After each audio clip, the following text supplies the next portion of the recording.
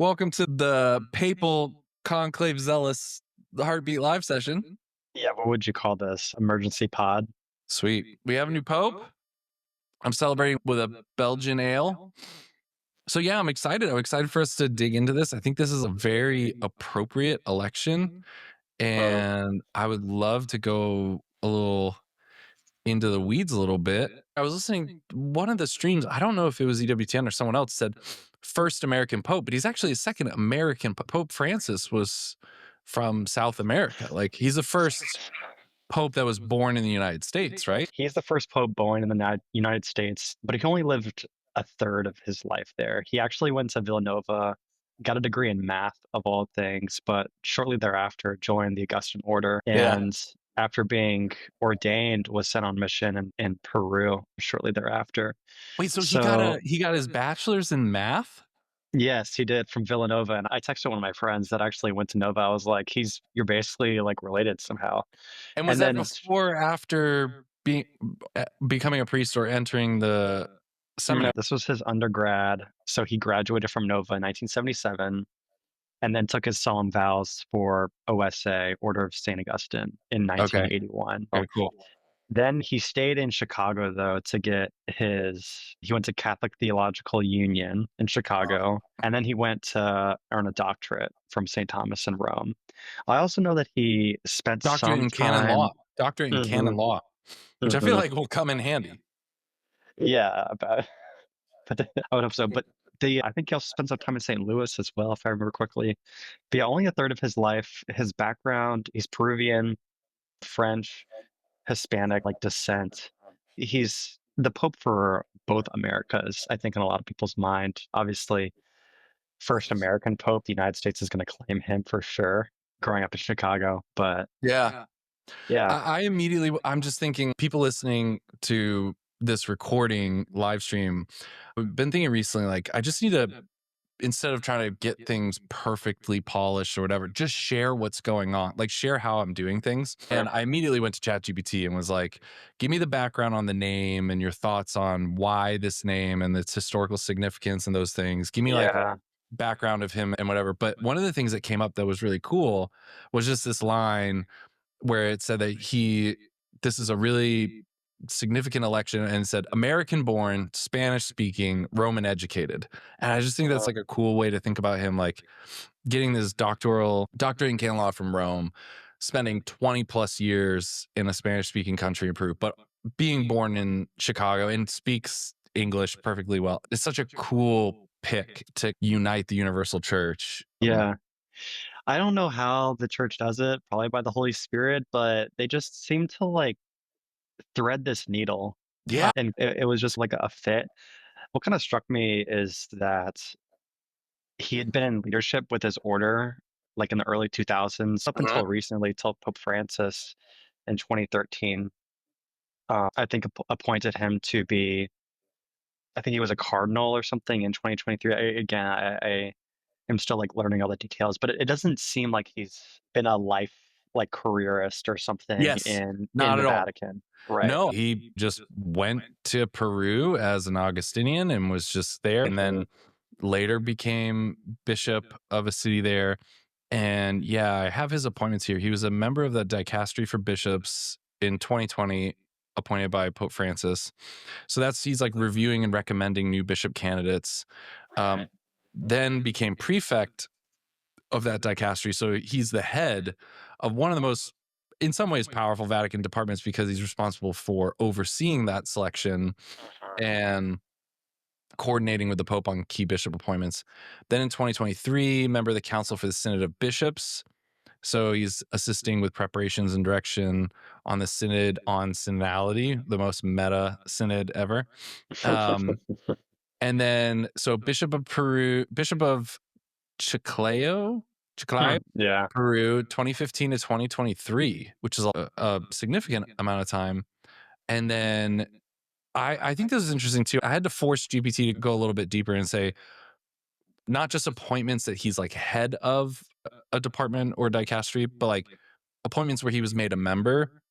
And he was made a member of the dicastery for evangelization, dicastery for the doctrine of the faith, dicastery for the Eastern churches, for the clergy, for institutes of consecrated life and societies of apostolic life, culture and education, legislative texts, commission for the Vatican city states. It almost seems this is like the background you would see of someone who's you're prepping him, you're getting him in touch with all these different areas. So it's kind of Yeah, I heard me and my coworkers were talking. It makes sense in a lot of ways because he's just super well networked and versed in a lot of ways. And he has one of those positions where all the other bishops and cardinals would have known him as well. yeah. And his character, will come to learn about it. But the first thing I thought of when I heard Leo the 14th, and I was like, okay, leadership, courage, Yeah. and strength. That's what that name means. But also like a inconsequential name in my Mm, mind. Like yeah. he wasn't a Francis the First, he wasn't a JP the First, John Paul the First, which Yeah. I learned today that Pope John Paul the First said the first whenever he was announced. He didn't Oh, just say really? That's John, funny. he just didn't say John Dude, Paul. He said John Paul the I was pulling for a JP3, like a J3PO. Like I really wanted that hardcore. too close to Revenge of the Sith. Yeah. Did I share with you that joke that my students told to me last week? Just say it again. They told me that Pope John Paul II passed away when Revenge of the Sith came out the first time, and Pope Francis passed away when it came out the second time in theaters. So Oh bad. man. Sorry, But you were yeah, saying about the name. super inconsequential. But I think in some ways is it is present for the kind of the continuity of a lot of Pope Francis leadership because he was a part of a lot of the kind of like the organizational initiatives of the Vatican itself. Yeah.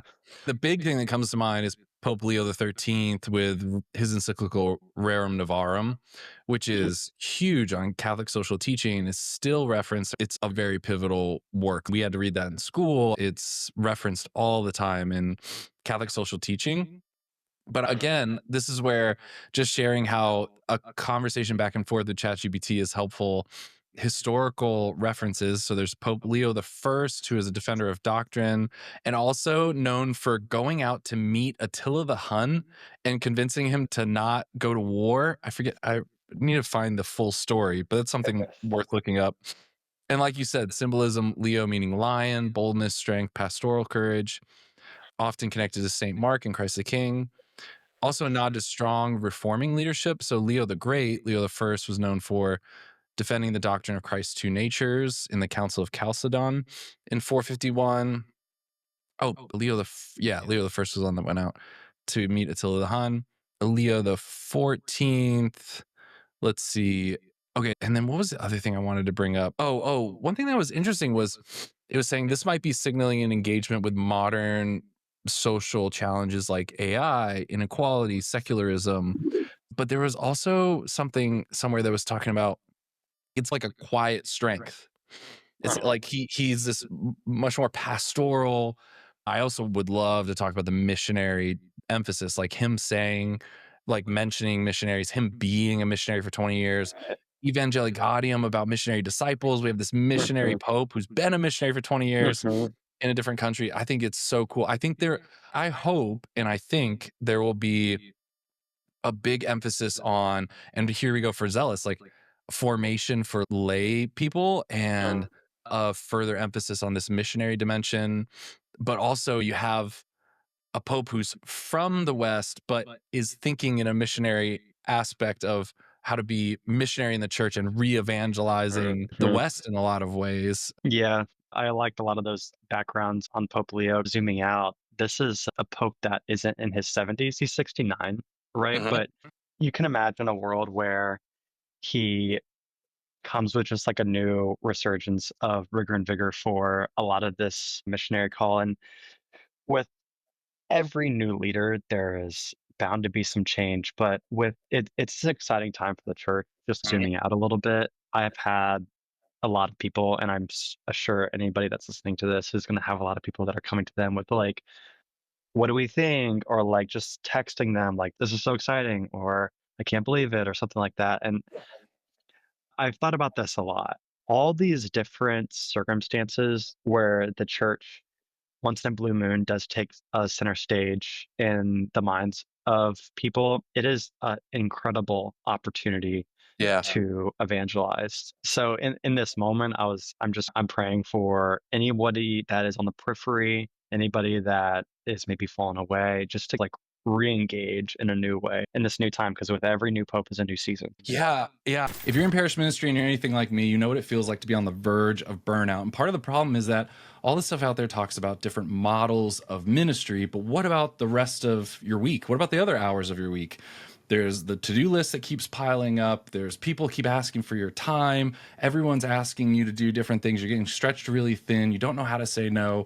Like, how do you actually be an effective and healthy parish minister? And you might have even gotten to the point where you're asking yourself, am I even called to do this? Like, is this sustainable? Should I be doing this? Should I be working 50, 60 hours a week and being stretched so thin and not sure if I'm actually effective as a parish minister?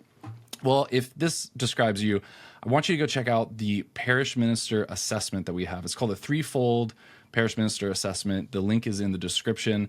You're going to take this short quiz. It's going to give you a customized report for yourself, and it's going to help you rethink your role, because the truth is you don't have one role, you have three. And the first step in becoming more healthy with our time and becoming the most effective parish minister we can be is understanding our role. And we have a framework that we teach members in the Zealous Parish Ministers community to think through the three roles that you have as a full-time lay professional parish minister. And I think this assessment will help you. It's real quick, it's free. It'll give you a customized report with suggestions to help you take back your time and start being the effective and healthy parish minister that Jesus is calling you to be. I would love to talk a little bit about, I was talking with someone who was saying, like, surely there's going to be negative commentary and all that stuff. And I was just saying, man, I just don't want to hear any of the negative stuff. Like, what can we focus Mhm. on that's positive here? And to your point, like, our non-Catholic brothers and sisters, either Protestants or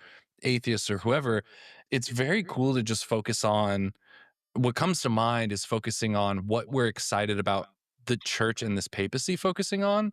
Because I think for a lot of people outside the church or not familiar with the church, it would be interesting to hear, oh, he's this missionary pope, and the idea of engaging in equality and social justice, but also Mhm. he really understands from his experience, obviously, how the gospel is incarnated in the local community culture, like in the poorer culture that really had to heavily rely on lay people for missionary activity, but also in the heart or in the spirit of Augustine spirituality, but using local people and forming local lay people to participate in evangelization, and how the gospel is incarnated in the local culture. It's just a really cool opportunity to speak about what we're excited for the focus to be. And I think people would be surprised to hear that, surprised to hear, like, yeah, I'm sure right now the church, the cardinals are talking about the East versus the West, all the like explosion of Catholics in Africa. You have all these different things going on, but this like missionary call, I read something as well that said that he is known for being a very, not quiet, but like a reserved and thoughtful and pastoral person. So this idea of, A I heard, meek and humble leader, yeah. yeah, I heard Bishop Barron say he was on some news thing and he was making a commentary saying, I wouldn't mind a quiet Like, pope. Like, I heard the same did you thing, hear about yeah. this? Explain this. Yes, Explain yes, this. yes. No, he was referencing the difference in the dichotomy between him and like Pope Francis, who Hispanic nature kind of knew a lot of the theatrics that were involved in Yeah. public appearances. JP2 kind of had this charism too. He knew how Yeah. to hold the baby, to embrace that with special needs. Not that those things are disingenuous by any means, and that was a certain understanding of relevance for what his position held. And like But big symbolic gestures. I will yes, visit this place because it will be a symbolic gesture. Like, yes, he and they visited more knew countries than any other what that pope. meant. The seat was bigger than him himself, and he was just moving with the spirit towards what his role played. A quiet papacy is just not the shadow side of it, but just the virtuous opposite would be someone that was, I don't know, what do you think? Like someone that is super involved in the not the nuance, but just the relational aspects, like a lot Yeah. of the Yeah, he said the Pope really, for a lot of the church's history, the Pope was more just the adjudicator of dispute. And so Mhm. it's let the universal church out there live like subsidiarity, like let people Yes. govern on the smallest level that they can. And then the Pope is just to handle disputes like an umpire or like a referee. Yeah. Like, Like, when the His few of you come role to for me. the Augustine order was for the spiritual and administrative tasks of the order Yeah. worldwide. So Yeah. you can imagine how he already kind of has this administrative is maybe a Yeah. dirty word for some people, but Yeah. like this kind of like background role of prayer, but also, yeah, being like an umpire of Yeah. letting the church live and the Spirit of God work. And he said once that he's willing to do whatever the church calls him to do. Like Mm, that's something that he said like he's at the service of the church itself. yeah. You can imagine like this pyramid, and I don't know if I've used this here in this place, but the role of the Pope is to serve the bishops who serve the priests who Mhm. serve the lay faithful. So actually at the top is the laity, right? Yeah. And Yeah, yeah, I love that. he's at the very bottom of the Yeah. pyramid, working for others, to work for others, to work for the people of God, those that need to find him.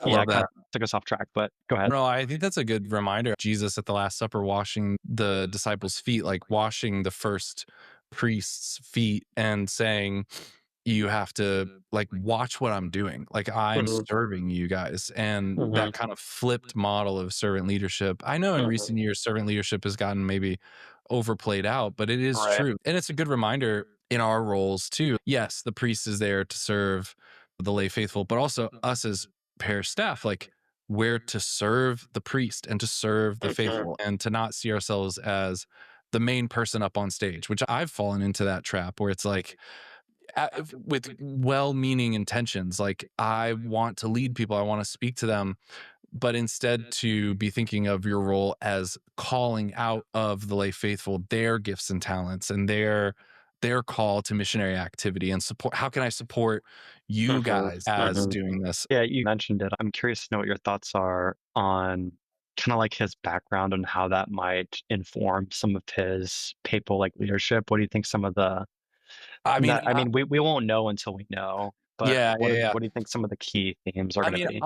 I'll caveat it with something that is just a way I've found in working for the church to be helpful and maybe just like a warning. And I know people can do whatever, but I'll tell a story as like an anecdote. So I I had some adult men who wanted to start a discipleship group, and I agreed to disciple these two individuals.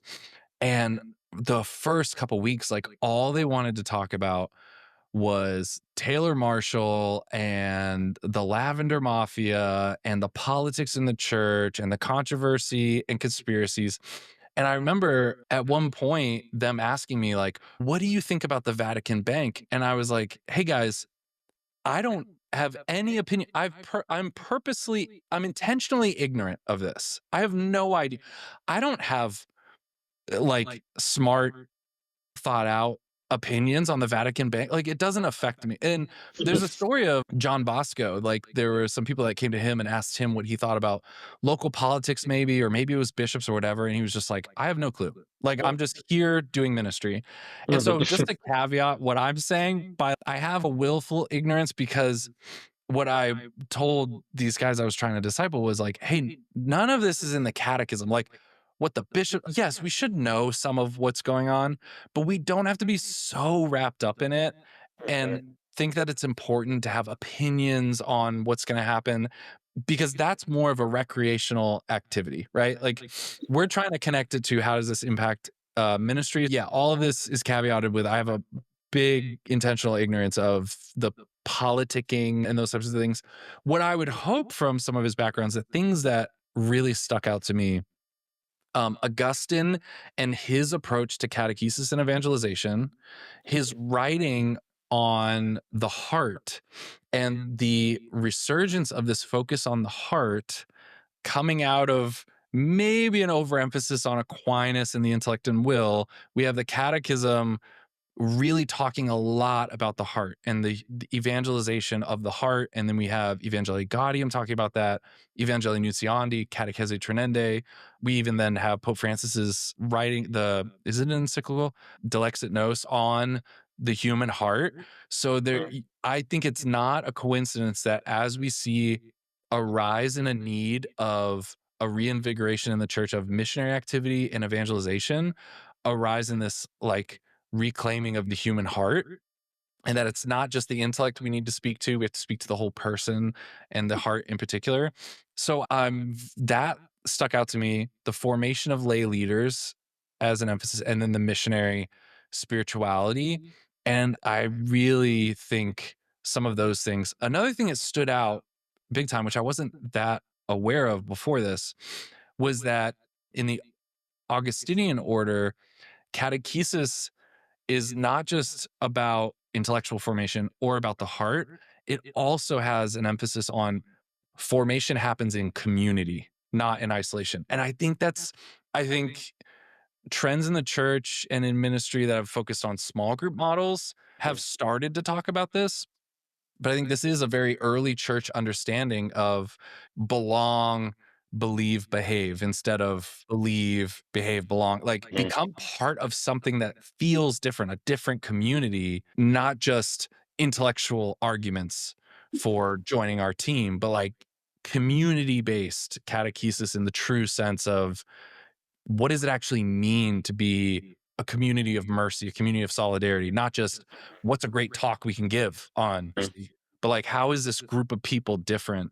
So I'm really excited about some of those things. And then also like the cultural bridges that I think he might bring. I heard someone say it was interesting that he didn't speak in English. He gave the blessing in, I think, Spanish, yeah. Spanish, Italian, and Latin. And I even noticed on the Vatican News website, they said second American Pope, first Augustinian Pope, but they didn't mention first Pope born in the US. And it's almost as if, look, we know he's from the US, but that's not going to be the huge focus. Like, we know the US is a big force in the world, but he is first and foremost an Augustinian, a priest, a man of missionary activity. Yeah. I on that same podcast with Bishop Barron, has obviously close ties in the church. He was told by a cardinal, like, it would take decades before a United States bishop or cardinal was made pope. And the reason that is because there would be too much power. Like, you would have to see the fall of even like the world order as far as the Yeah. United States being like a world power. There's like a saying that like Italians are always late and stuff, and people were like, "What are we waiting for?" Like it's taking them so long and stuff like that all day. Like everyone's kind of sitting around. Um, but you could imagine how like prudent and discerning it was to think about like the messaging of what it means to be a universal truth, because it's not about that. I would say though, however, it would be worth our time as citizens of the United States to actually consider what this means as Mm. far as like Yeah, the world stage for us. let's talk about that. Yeah, I would love that's interesting. Yeah, we are not the leaders in the clubhouse as far as faithfulness, Models of virtue. vocations, models of virtue, and stuff like that. Going like what you just said, as far as belonging, small communal like life and stuff like that. I think the West specifically is lives through this idea of radical individualism, right? And Uh-huh. we don't we might be very proud of some of the ways that are we might lead the world in some way, but this is not one of them. So this is, I think, a little bit of a call for us as Catholics in the United States to step up, to be saints, Yeah. because whether you receive it as we have a United States born pope, or you could see it as like a pope didn't claim the United States, or whichever way you want to go, this can be a call for you. Really can, if taken the right way. So What else? I also am shocked. It's interesting seeing this trend away from Italian popes, which for hundreds of years, I think it's been Italian popes, but seeing this trend to Pope Francis, I guess Pope Benedict and Pope JP2 weren't yeah, I from. mean, like the pundits, I don't even know what you would call them. Really, the front runners were a couple of the African cardinals, and then Cardinal was it Tienga, the one from Malaysia, the Philippines? I don't know, Thai. And yes, yes.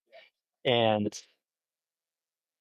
yeah, there's this idea that the Universal Church part of what we're called to is to kind of bridge worlds and the division across all the continents and stuff like that. There's a beauty there, and it's no coincidence that a lot of the first, like this first introduction audience to in this introduction to Pope Leo XIV and Pope Francis, they all talk about the universality of the church and how it's Mhm. um, a necessity for in our life.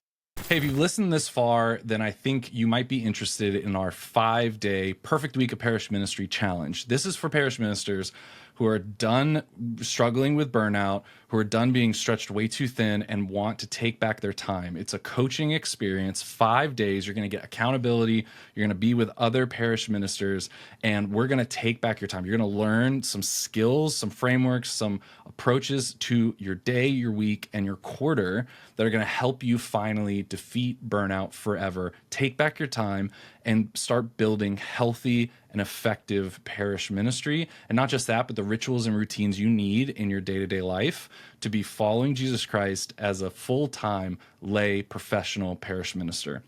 Check out the description below and find the URL where you can find the Perfect Week of Parish Ministry Challenge. And I'm looking forward to working with you over the next 5 days to help you become the parish minister God's calling you to be. Yeah.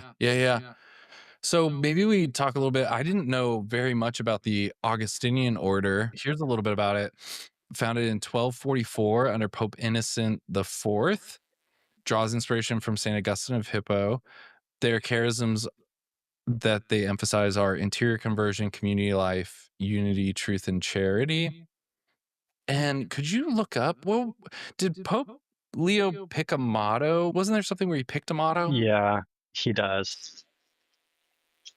Keep So going though. living in intentional community, which will be interesting to see if there's any emphasis or reform, especially for a US Pope, of just like priests in America in general. Like the community is lacking so much. They're so isolated. There's a few dioceses that are moving towards a more like community based, like getting priests and pastors in particular to live in community.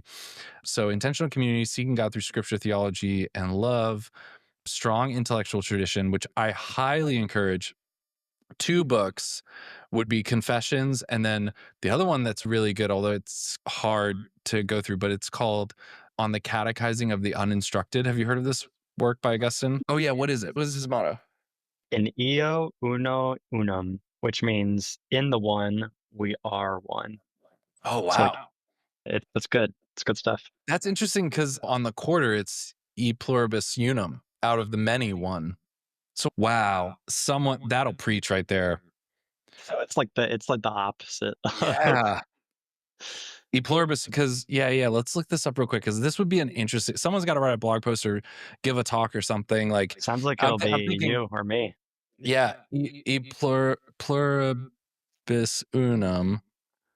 And what I would do right now, like if I had it, I would probably go to ChatGPT and be like, compare and contrast these two phrases, the Latin background, whatever. Like I would get that research. This is what ChatGPT is really good at, is like taking what would be harder on Google is to search all of these things and try to combine it together. And with Mhm. ChatGPT, you say, compare and contrast this papal motto with this motto from the US and think through some of these things just to get like a first draft and then move those things around and then go, man, if someone asked me, like, this would be a cool way to structure like one talking point and say it's a US president or a US Pope, but we have pluribus unum and then In eo uno unum, in the one we are the one. It's a sermon from Psalm yeah. 120, Psalm 127, which I'll pull up in a second. Okay, and so then the United States out of many one, and the idea that Mhm. the United States is this great melting pot, this focus So on our like kind of like what diversity you said, makes us stronger, what political, but like what makes political us, unity. yeah, Yeah. what makes us individually different also makes us the one United States, but the focus on the Trinity and being in the one Trinity is what makes us Yeah. This one. idea of abiding and being present still with that. Yeah, That's I really good. love that. Okay, so we also have, okay, so the motto of the Augustinian order, cor unum et anima una in Deum, one mind and one heart on the way to God. So the unity, man, that's an amazing kind of theme of a pope right now.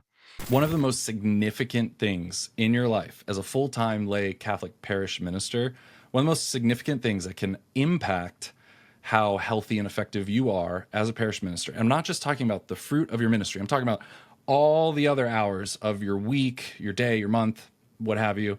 One thing that significantly impacts this is the type of parish ministers you surround yourself with. And that's why we created Zealous Parish Ministers. It's a membership community for parish ministers who want to help hold each other accountable, encourage one another, pray for each other, but also hold each other to a higher standard. And inside Zealous Parish Ministers, you're going to find the coaching, the accountability, the community, and also the tools and frameworks that you need to be a healthy and effective parish minister. So check out zealousparishministers.co if you want to learn more and are interested in applying and joining our community. We have workshops, community, discussion forums, templates, tools, and resources in our library of resources. And so I really am looking forward to meeting you. So check out the URL below if you're interested, and if you are the type of parish minister that's done with burnout. So check out the URL in the description or go to zealousparishministers.co, and we look forward to meeting you. I also have some of his more notable quotes if you'd like me to read Yeah, those yeah, go as for it. Go well. for it.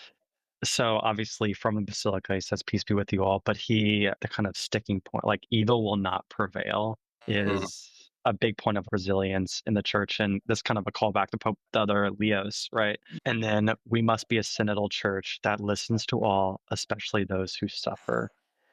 And I read this post by a priest online recently. Is everyone is going to want to celebrate and congratulate the Pope that walks out there, but he is going to be taking on the cross of Peter. And Mm. if you've seen the pictures in the chapel of the room of the chapel of tears, I think is what they Mhm, call it, is this mhm. place of like vesting before he presents himself out to the world. And this man is going to be putting on a brand new weight that is different from any other experience. Like, people ask, what do you think his emotions are? And there are no words, because we could not know what kind of Mm. weight he is feeling. But that's why we're called to pray. If anything, we we should pray, continue to pray for our Pope, because this Pope, he's going to grow tired and we're not going to know about it. He's going to suffer silently. We're not going to know about it. He's going to grow old, probably too soon. Yeah, He's not going to retire in comfort. We'll live a yeah, super modest life, and he's just going to die serving. yeah, Um, and I don't wanna fall into the trap of, like, emotionalism. I think back Mhm. to something that was really moving for me was the last mass of Pope Benedict, I guess celebrating it, if you could say, but, like, his last mass as Pope, the cameras of whatever news station or whatever I was watching that mass on, man, they were zooming so close in on Pope Benedict's face and just looking. It felt like looking for some emotion from Pope Benedict. And he was stone cold. He was just like stone cold. And at the end of the mass, everyone starts clapping, and he just, no emotion, just goes, "Let's return to prayer," and then does the closing blessing. And I thought, wow, like it was a little bit convicting of me of, man, I need to not worship emotionalism, but it was, we're not emotionless creatures. So it was very endearing to see Pope Leo like multiple times getting emotional. And the Mhm. people I was watching the live stream with was like, oh man, he's like a sweet man. He just seems like a sweet guy, and just a big smile, but also just not weeping, but just moved. Like when he first came out and looked at the crowd, and then at another point where someone else was saying, like, we need to pray for this papacy and this pope, and he's taking on this new role, and him getting a little emotional. And it was just really cool to see like the humanness of this person who, I'm sure, like you said, is gonna endure the criticism and the pressure and all of that. Yeah, that. Those are a piece of his quotes. We're in the very middle of an overview of the Augustan spirituality. I want to get back there and see what other things you pulled out in your research. Yeah, I was mentioning De Catechis, or on the catechizing of the uninstructed. So Augustine, this is one of the earliest writings, someone laying out a catechetical, or a work on catechesis, not just, or catechetics, not just catechesis. So we have a lot of early church writings that explain the faith, but this is one that's talking about the method. To explain the methodology. Yeah. Yeah, and so it's a really short work, and the way he sets it up is like answering a deacon who is asking Augustine, "How do you catechize catechumens?" So people who are coming into the church. And it has some really practical things like, what do you do when, as a catechist, you start becoming bored with the lesson that you've been teaching over and over again? So you can imagine this guy who's giving the same lesson over and over again to 10 people, then another 10 people or whatever. And he gives some really practical things. Like in one part, it is written in a way that sounds like in the first couple centuries where it's hard to read, but if you get through what it's actually saying, there's parts where he even says, say something humorous. If you notice that people are not paying attention or whatever, say something unexpected or humorous. And but what's also interesting is there's a part towards the end that's focused on telling the story of salvation. And Augustine calls it the narratio, or the narration of salvation history. And he says, this doesn't mean that you should memorize all of scripture and just recite it. And he gives two versions. He gives a shortened version where he says, go through the five major ages of the church, of which he says we're in the sixth, but he structures it in five to six ages. Where he says, go through the broad themes from creation to present, and it's important to root those we're catechizing in the great story. And he gives two versions. He gives a short version, and then he gives like a longer version. And then he says that this is a story you should tell multiple times. You should tell in for different contexts. You might highlight certain things, but you have the general highlights should be given. And then in some contexts, you might give it shorter or might give it longer. And so at Franciscan, and then there's also other places you can go to get this, and I'll put this in Zealous. There's actually the points of salvation history, and we would train all catechists in what is the story of salvation. Like you should be able to have a general idea to go from in the beginning to today, and then also what we're hoping for, and just give people this structure and this narration. One last resource is like a huge, so I return to this essay all the time, but there's an article by, I think it's, oh man, now I'm blanking on his name. It's titled How the World Lost Its Story, and it's a first things article by theologian Robert Jensen. And it talks about how the modern world has lost this narrative. And Pope Benedict talks about this in Introduction to Christianity, I believe. He talks about how the West in particular, but also the modern age, like you said, really overemphasizes individualism, or this like lone cowboy who is from no family, from no land, from no history or tradition, who enters a town and is the hero and does these things and then goes off into the sunset. And he says, we've really lost this story. And in Robert Jensen's essay, he said, we've lost a place of story and promise. And that really is the two themes of salvation history. Here's the context of the story, and the promise is the covenant, and you can enter into both.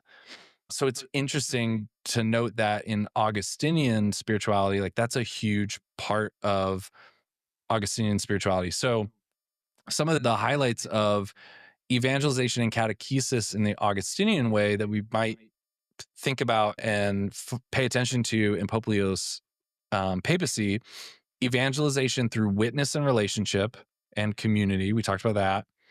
Through experiences of accompanying others. Catechesis as a journey of the heart, which I highly recommend people go read. The Catechism in the fourth pillar, the opening on prayer, talks about the heart. Memorize some of those paragraphs about the heart. That catechesis is dialogical, not just a lecture. It's a conversation. It's a journey of the heart, interior transformation. And then reaching the peripheries with compassion. So this like missionary dimension. And can we focus as local parishes on this missionary spirituality? And how do we actually make a difference in our communities? Like, how do we not just run a life night and focus on whoever shows up, but how do we like mobilize and inspire the parish to actually make a difference in the parish boundary and giving people that context to become a part of. Hey, I don't want you to just join as a core member for life team. Like, how do I advocate for the parish actually engaging in the community, the peripheries, the people who are marginalized in our community? You can imagine a world where we're re-engaging because a lot of in America right now, it's the battle for attention. And in this way, in this Augustinian way, we're doing it through service and we're doing it through authentic witness and just sharing in community and being present. This kind of like ministry of presence that, I mean, him being a missionary, I would love, I mean, there's going to be so many stories and so many just more information that comes out over time.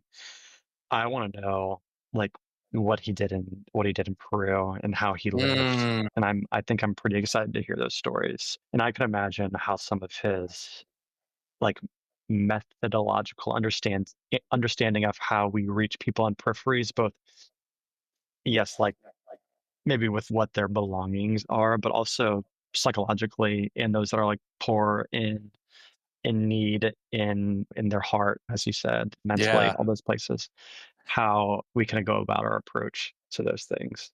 Yeah, this is from the translation of his addressing the crowd or addressing everyone. He says, "Thank you to my cardinal brothers who chose me to be successor of Peter, working together as men and women, faithful to Jesus Christ without fear, proclaiming Christ to be missionaries, faithful to the gospel." And then later, we have to look together how to be a missionary church, building bridges, dialogue, always open to receiving with open arms for everyone, like this square, open to all who need our charity, our presence, and our love. And then there was another mention. He says, let us pray together for this mission and for all the church and for peace. So, yeah, that's really cool. Highly recommend going and rereading Evangelii and also that work by Augustine. Man, this is exciting. This is really exciting.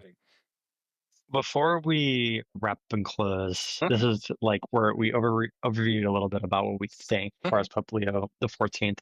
How can we begin to I think about Zealous and the mission of Zealous and how it relates to this new papacy? Like, what would be the implications for the community?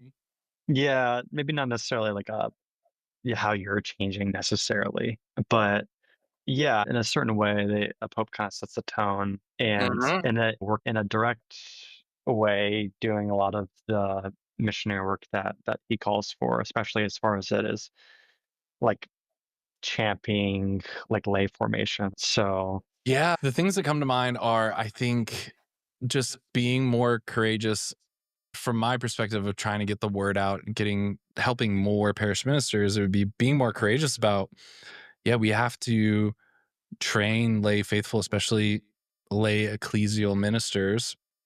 I think also it's calling to mind a re-emphasis of something I've wanted to do, which is like dive deeper into Evangelii Gaudium and Dilexit Nos on the heart and the missionary dimension of the church.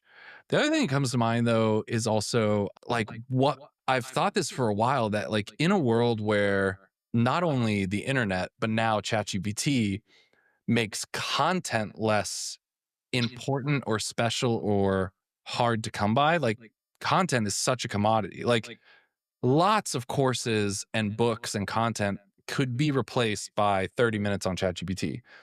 So really the focus and emphasis or the value of something like Zealous is not content that we're giving, but it's the experience of community. It's like really having authentic community with people and saying, this is a group of people that I like to be part of this community because it's different, not just it's a way that I get content or information, but like, how do we act different as a community that is of value? And I'm thinking that in my own life too, like really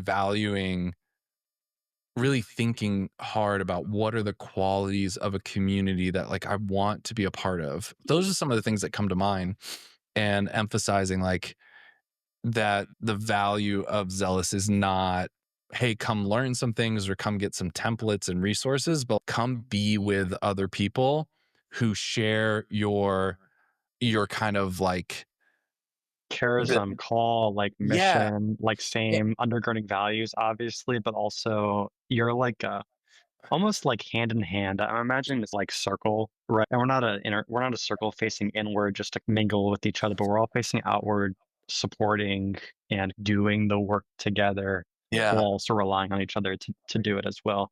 Can imagine, I wish we could whiteboard about it. If anyone knows any apps to how to whiteboard online, but the values of a community that you'd want to join, it takes commitment. It takes like a choice to enter in. It takes a little bit of Yeah. courage, honestly, to put yourself out there as far as like sharing struggle. I think we want to project a lot of like our success and our resume and those sorts of things. But yeah, I need help in my ministry. Edmund, can you help me? Like I'm Mhm. facing this thing and this like burden. What can we do together?